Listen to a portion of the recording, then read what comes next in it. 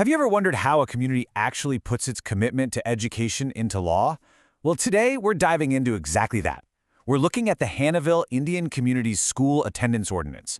We're going to break down the roles of students, parents, and the school to see how they all have to work together to keep kids in a classroom and really to build a stronger future.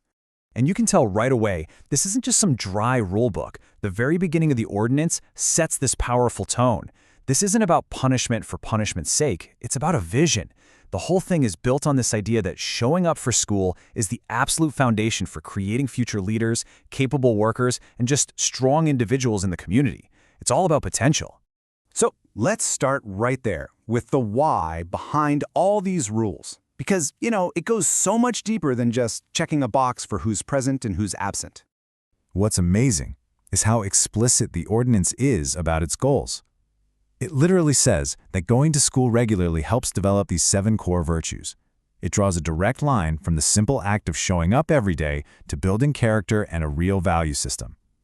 I mean, that's a truly holistic way of looking at what education is all about. Okay, so with that big picture in mind, let's turn to the first piece of this puzzle, the student. What's their actual obligation here? The definition is super clear, super direct. If you're between the ages of 5 and 18, you're a student. And your main responsibility? You have to be enrolled, and you have to consistently show up. That's the baseline expectation that everything else is built on.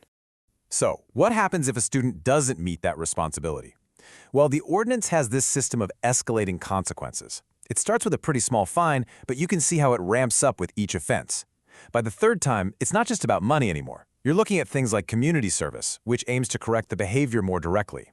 But students aren't the only ones on the hook here. Not by a long shot.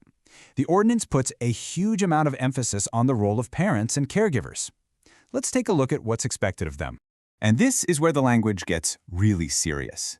Caregivers have a legal duty to make sure their kid is in school. And get this, a second offense is officially classified as educational neglect. That's a term that lifts this from just a simple rule violation to a pretty serious matter of child welfare. Wow, just look at this comparison. It tells you everything you need to know about where the accountability really lies. The penalties for a third offense are just worlds apart. Students face fines and maybe some restrictions, but caregivers, they're looking at much bigger fines and mandatory jail time. That shows you exactly where the ultimate legal responsibility rests. So this begs the question, right? When there's an unexcused absence, who does the system point to first?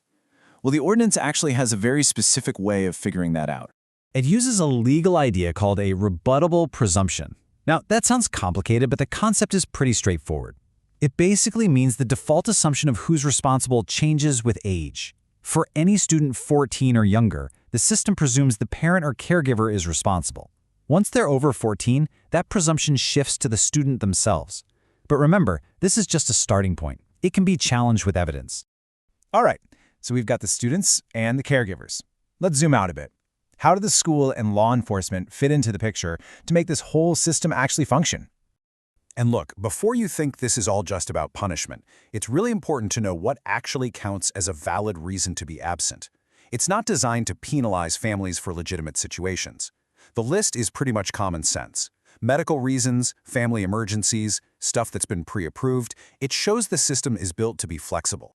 You could really say the school is the backbone of this whole process. They are the official record keepers. Their job is vital. They have to track attendance every single day, keep permanent records, and, here's the key, report those unexcused absences to the right people. Without that step, the whole system just doesn't work. And that's where enforcement comes in.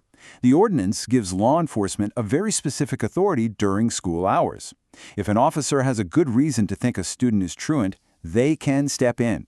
They can stop and question the student, and if it's confirmed, their main job is to get that student right back to school. Okay, so we've looked at all the moving parts: the student, the caregiver, the school, the police. Let's pull it all back together. What's the real story here? What's the big picture? Here's what I really want you to take away from this. This ordinance is so much more than just a list of punishments. It's a comprehensive framework. It's a statement. It shows a community legally and formally investing in its young people. It creates a system where everybody, students, parents, and the school, has a clear role and a shared stake in the future. This ordinance presents one community's answer, and it raises a much bigger question for all of us. What's the right balance between accountability and support? How do we create systems that don't just make sure the next generation shows up, but that they actually thrive? It's something worth thinking about.